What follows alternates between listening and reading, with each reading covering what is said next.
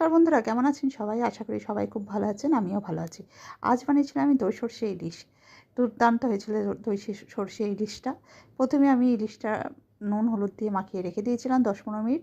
এরপর ইলিশ মাছের মধ্যে টক দই, 2 চামচ সর্ষে বাটা, 1 চামচ কালো সর্ষে, কাঁচা লঙ্কা বেশ কয়েকটা, একটু হলুদ, কাশ্মীরি মির্চ পাউডার অল্প একটু, আর সর্ষের তেল দিয়ে খুব ভালো করে মাখিয়ে নিলাম। মাখানোটা হয়ে যাওয়ার পর আমি দিলাম অল্প একটু নুন, স্বাদ মতো, আপনারা যেরকম খাবেন। ব্যাস, এইদিকে দেখুন আমাদের মাখানো হয়ে গেল।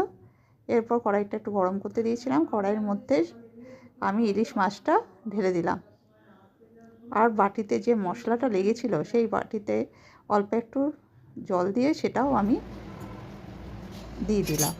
এবার ওপর থেকে দিলাম আমি কয়েকটা দানা চিনি আর চেরা কাঁচা লঙ্কা। ব্যাস, এবার আমি এটা 10-15 মিনিটের জন্য ঢাকা দিয়ে দেবো।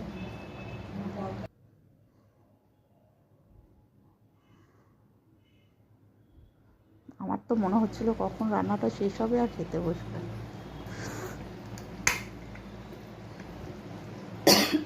ব্যাস, ইলিশ মাছ আমাদের হয়ে গেছে রেডি প্রায়। এবার ওপর থেকে আমি একটু সর্ষের তেল, কাঁচা সর্ষের তেল দিলাম। সর্ষের তেলটা দেওয়ার পর আবারও 2 মিনিটের জন্য ঢাকা দিয়ে দিলাম। ব্যাস, আমাদের দই সর্ষে ইলিশ রেডি। আজকে দুর্দান্ত দুপুরবেলায় খাওয়া দাওয়া হয়েছে। এবার আমি ভাতের মধ্যে দিলাম, আমি ইলিশ মাছের তেল দিয়ে প্রথমে খেলাম। এরপর দই সর্ষে ইলিশ খুব ভালো হয়েছিল। আপনারা অবশ্যই বাড়িতে এটা ট্রাই করবেন, আর কেমন হয়েছিল জানাবেন। Thank you.